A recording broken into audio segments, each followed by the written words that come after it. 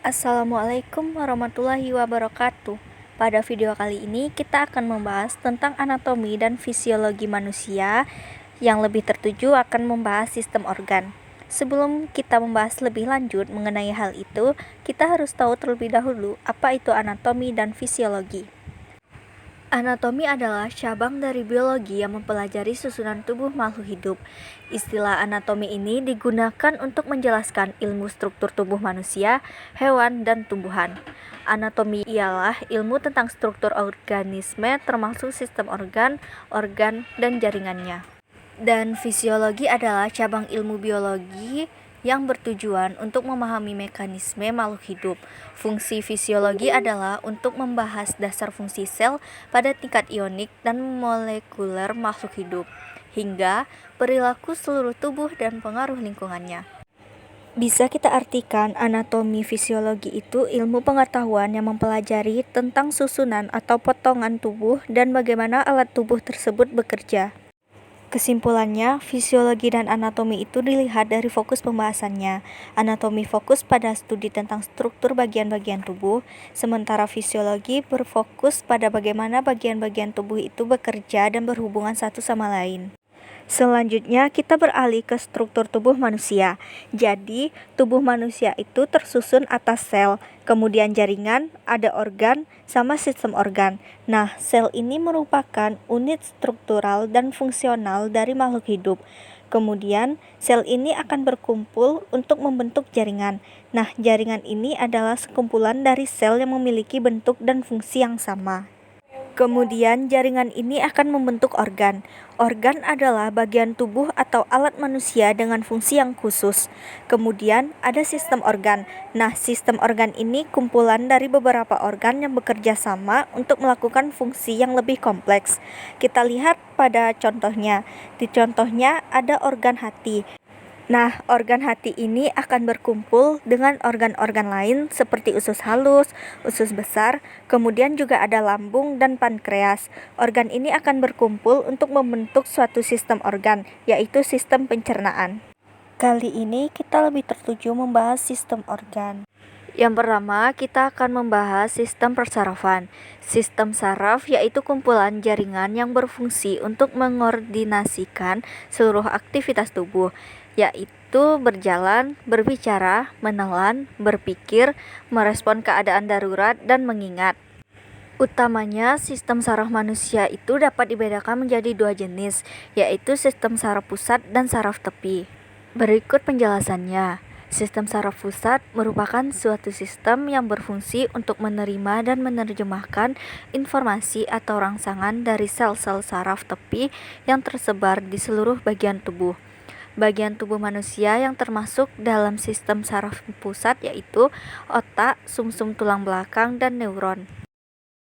Kemudian sistem saraf tepi merupakan bagian dari sistem saraf manusia yang terdiri dari saraf-saraf yang bercabang keluar dari sistem saraf pusat, berfungsi untuk mengirimkan informasi dari otak dan sumsum tulang belakang ke seluruh organ tubuh.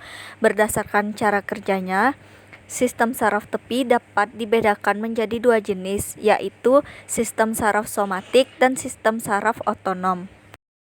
Adapun fungsi sistem persarafan yaitu untuk mengatur dan mengendalikan semua aktivitas tubuh agar dapat bekerja secara optimal.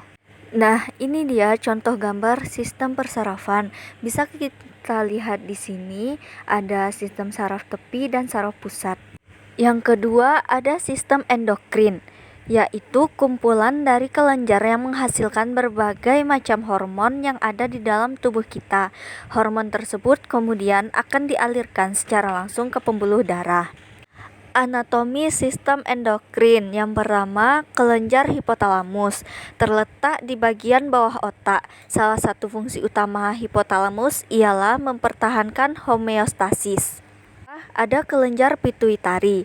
Hipotalamus terhubung langsung dengan kelenjar pituitari yang ada di bawahnya. Kelenjar berukuran sebesar kacang polong ini terletak di bagian bawah otak dan belakang batang hidung. Fungsi kelenjar pituitari untuk melepaskan hormon perangsang tiroid atau thyroid stimulating hormone, bisa disingkat TSH. Yang ketiga, kelenjar pineal terletak jauh di dalam otak manusia. Bagian ini menghasilkan hormon melatonin yang mengatur jam biologis dan jadwal tidur tubuh manusia.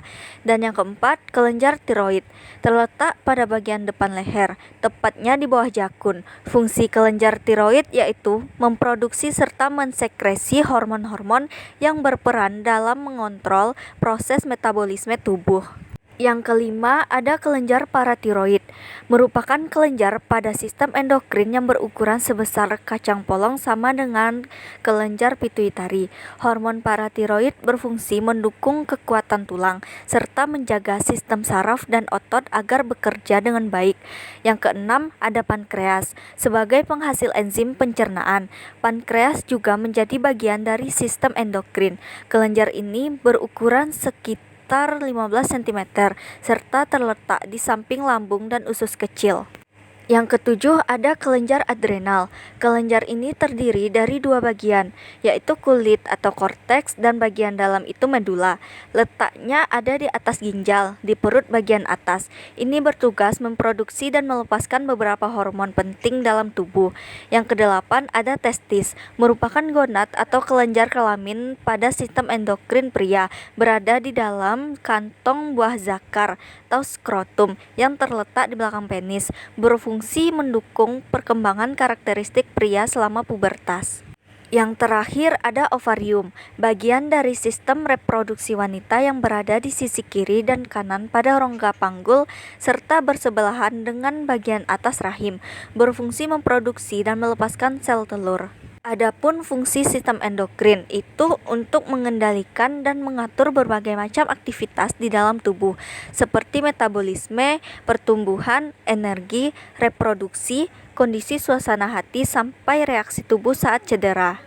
Nah, bisa kita lihat di sini ada contoh gambar letak kelenjar endokrin. Ada hipotalamus, terletak melekat di bagian dasar hipotalamus. Tiroid itu terletak di bawah laring, paratiroid ada di belakang tiroid, adrenal di kutub atas ginjal, pankreas di bawah lambung, gonad pada wanita di bawah perut, dan pada pria di buah zakar dalam skrotum. Dan terakhir ada timus atau kacangan di bagian posterior toraks di atas jantung. Selanjutnya, sistem reproduksi wanita, yaitu bagian tubuh yang memungkinkan wanita untuk melakukan hubungan seksual, bereproduksi, dan mengalami siklus menstruasi. Secara garis besar, anatomi sistem reproduksi wanita dapat dibedakan menjadi dua bagian, yaitu eksternal dan internal. Pada bagian eksternal, itu berfungsi untuk melindungi organ reproduksi bagian dalam dari infeksi serta sebagai jalur masuk sperma ke dalam tempat terjadinya pembuahan. Organ-organnya yaitu labia majora, labia minora, klitoris, kelenjar Bartholin, lubang vagina, dan himen. Bagian internal, sepasang ovarium, duktus, dan ruang untuk menghantarkan sperma serta menampung embrio dan fetus atau uterus. Organ-organ yang termasuk ke dalam sistem reproduksi wanita internal yaitu vagina, rahim atau uterus, tuba falopi, dan ovarium. Fungsi utama organ reproduksi wanita itu untuk memproduksi sel telur atau ovum dan menjadi tempat terjadinya pembuahan. Nah, bisa kita lihat contoh gambar sistem reproduksi wanita ini. Selanjutnya, sistem reproduksi pria, yaitu sistem biologis yang terdiri dari organ dan jaringan. Sebagian besar organ reproduksi atau berkembang biak pada pria di luar rongga perut atau panggul. Organ reproduksi pria terbagi menjadi dua, yaitu bagian eksternal dan internal sama dengan reproduksi wanita. Organ reproduksi pria bagian luar terdiri dari 3 organ, yaitu yang pertama penis, berfungsi sebagai jalan keluarnya urin dan sperma. Yang kedua skrotum atau kantong zakar, berfungsi sebagai sistem kontrol suhu pada testis. Suhu pada testis erat kaitannya dalam memproduksi sperma yang sehat. Yang ketiga testis, berfungsi untuk memproduksi sperma dan hormon testosteron atau hormon utama pada pria. Organ reproduksi pria bagian dalam terdiri dari beberapa organ yang meliputi epididymis, kelenjar prostat, kelenjar bulbouretral, vesicula seminalis, uretra, dan vas deferens. Epididymis berfungsi menyimpan sel sperma yang diproduksi di testis dan mengangkut sperma yang belum matang menuju tabung vas deferens agar menjadi sperma matang. Kelenjar prostat berkontribusi dalam memberikan cairan tambahan untuk proses ejakulasi. Cairan prostat juga membantu sperma agar tetap sehat. Kelenjar bulbouretral berperan dalam menghasilkan cairan yang berfungsi untuk melumasi uretra dan menetralisir keasaman yang mungkin ada karena tetesan sisa urin. Vesicula seminalis berfungsi menghasilkan cairan fruktosa yang digunakan sperma sebagai sumber energi ketika beraktivitas. Uretra, saluran yang membawa urin atau sperma keluar tubuh. Dan yang terakhir, vas deferens, yaitu tabung yang berfungsi mengangkut sperma matang menuju uretra dalam persiapan untuk ejakulasi. Fungsi reproduksi pria itu untuk menghasilkan air mani dan sperma, kemudian memasukkan sperma ke dalam organ reproduksi wanita untuk proses pembuahan. Nah, ini dia contoh gambar dari reproduksi pria. Ada masing-masing bagiannya. Yang berikutnya ada sistem muskuloskeletal. Sistem yang terdiri dari otot, jaringan ikat, saraf, serta tulang dan sendi. Sistem ini berperan penting dalam gerakan tubuh. Yang pertama ada tulang, salah satu bagian utama dalam sistem muskuloskeletal yang berfungsi untuk menopang dan memberi bentuk tubuh, menunjang gerakan tubuh, melindungi organ-organ tubuh, serta menyimpan mineral kalsium dan fosfor. Orang dewasa umumnya memiliki sekitar 206 tulang. Selanjutnya ada sendi, sambungan antara kedua tulang. Sendi ada yang bisa digerakkan, tetapi ada juga yang tidak. Sendi yang tidak bisa digerakkan contohnya adalah sendi yang terdapat di lempengan tengkorak. Sedangkan sendi yang bisa digerakkan meliputi sendi jari tangan dan kaki, siku, pergelangan tangan, bahu, rahang, panggul, lutut, dan pergelangan kaki. Selanjutnya otot. Ada 3 jenis otot yang merupakan bagian dari sistem muskuloskeletal, yaitu otot rangka, otot jantung, dan otot polos. Ada tulang rawan, sejenis jaringan ikat yang menutup sendi. Tulang rawan bertugas untuk mencegah tulang dan sendi saling bergesekan serta menjadi peredam fisik saat tubuh mengalami cedera. Berikutnya ada ligamen, jaringan ikat yang menghubungkan tulang dan sendi. Jaringan ikat ini berfungsi untuk menopang sendi seperti lutut, pergelangan kaki, siku, dan bahu, serta memungkinkan pergerakan tubuh. Berikutnya ada tendon, jaringan ikat tebal dan berserat yang berfungsi untuk menghubungkan otot ke tulang. Tendon terdapat di seluruh tubuh, mulai dari kepala, leher, hingga kaki. Fungsi utama sistem muskuloskeletal termasuk mendukung tubuh, memungkinkan gerak, dan melindungi organ vital. Nah, ini dia contoh gambar sistem muskuloskeletal.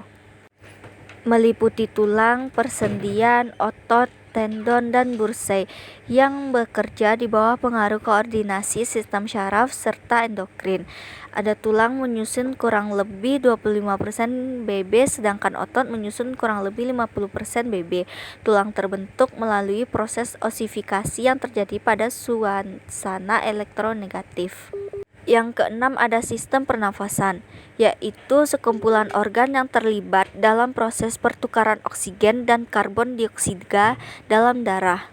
Menurut klasifikasi berdasarkan saluran napas atas dan bawah, saluran napas atas terbatas hingga faring, sedangkan saluran napas bawah dimulai dari laring, trakea, bronkus, dan berakhir di paru. Saluran napas atas terdiri dari lubang hidung yang melanjut ke kafum nasi, faring, epiglotis, dan laring bagian atas.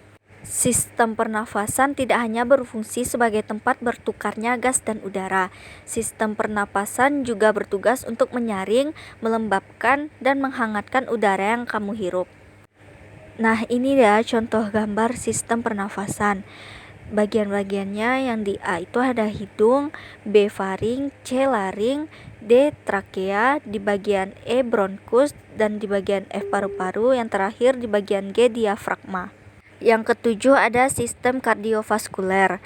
Sistem peredaran darah atau sistem kardiovaskuler atau yang biasa disebut sistem sirkulasi itu suatu sistem organ yang berfungsi memindahkan zat dan nutrisi dari sel. Sistem ini juga membantu stabilisasi suhu dan pH tubuh. Ada dua jenis sistem peredaran darah, yaitu sistem peredaran darah terbuka dan sistem peredaran darah tertutup. Sistem peredaran darah yang merupakan juga bagian dari kinerja jantung dan jaringan pembuluh darah dibentuk. Nah, ini dia contoh gambar sistem kardiovaskuler, terdiri atas jantung, pembuluh darah, dan darah. Jantung sebagai pompa memompa darah ke seluruh tubuh. Pembuluh darah sebagai pipa penghubung antara jantung dengan sel.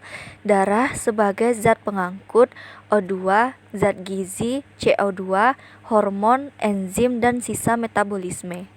Yang kedelapan ada sistem pencernaan, yaitu sekumpulan jaringan organ yang berfungsi mencerna dan mengolah makanan untuk memenuhi kebutuhan nutrisi tubuh. Sistem pencernaan ini berupa saluran yang memanjang mulai dari mulut hingga anus.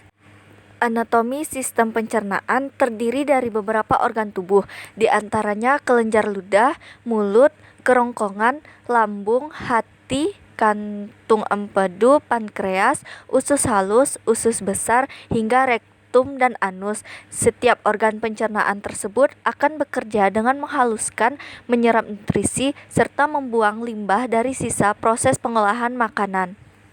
Nah, ini dia contoh gambar sistem pencernaan. Selanjutnya yang ke-9 ada sistem integumen. Lapisan luar tubuh terdiri dari kulit, kuku, rambut, dan kelenjar serta saraf di kulit kita. Sistem integumen bertindak sebagai penghalang fisik melindungi tubuh dari bakteri, infeksi, cedera, dan sinar matahari. Kulit dan turunannya, kelenjar keringat dan minyak, rambut dan kuku, memiliki sejumlah fungsi, sebagian besar sebagai pelindung bersama-sama. Organ-organ ini disebut sistem integumen. Yang pertama ada kulit. Kulit terdiri dari dua jenis jaringan, yaitu epidermis luar dan dermis di bawahnya. Yang kedua ada kuku. Kuku adalah modifikasi epidermis yang mirip sisik yang menyerupai kuku atau cakar hewan lain. Yang ketiga ada rambut. Ada jutaan rambut yang tersebar di seluruh tubuh. Namun, selain memiliki beberapa fungsi perlindungan, rambut di tubuh kita telah kehilangan banyak kegunaannya. Yang keempat ada pelengkap kulit. Pelengkap kulit termasuk kelenjar kulit, rambut, dan folikel rambut, serta kuku. Dan yang terakhir ada kelenjar kulit. Karena kelenjar ini dibentuk oleh sel-sel stratum basal, kelenjar ini mendorong ke daerah kulit yang lebih dalam dan akhirnya berada hampir seluruhnya di dermis. Nah, ini dia contoh gambar dari bagian-bagian sistem integumen. Yang terakhir yaitu sistem perkemihan. Sistem perkemihan atau sistem urinaria dalam tubuh bekerja sebagai filter dengan membuang racun dan zat sisa metabolisme melalui proses urin. Sistem perkemihan berfungsi untuk menyaring darah dan membuang apa yang tidak dibutuhkan tubuh. Anatomi sistem ini meliputi ginjal, ureter, kandung kemih, dan uretra. Masalah kemih yang paling umum adalah infeksi kandung kemih dan infeksi saluran kemih. Yang pertama ada ginjal, berjumlah 2 buah, masing-masing ada di kedua sisi belakang perut, tepat di bawah tulang rusuk. Setiap ginjal kira-kira sebesar kepalan tangan. Yang kedua ada ureter, berupa tabung tipis di dalam panggul untuk membawa urin dari ginjal ke kandung kemih. Yang ketiga ada kandung kemih, berbentuk seperti kantong dan terbuat dari otot yang bisa mengembang saat terisi. Yang keempat ada uretra, berbentuk seperti tabung yang membawa urin dari kandung kemih keluar dari tubuh. Nah, ini dia contoh gambar sistem perkamihan. Sistem perkamihan ini terdiri dari dua ginjal ren yang menghasilkan urin, dua ureter yang membawa urin dari ginjal ke vesika urinaria atau kandung kemih, satu vesika urinaria tempat urin dikumpulkan, dan satu uretra urin dikeluarkan dari vesika urinaria. Jangan lupa like dan komennya ya. Terima kasih.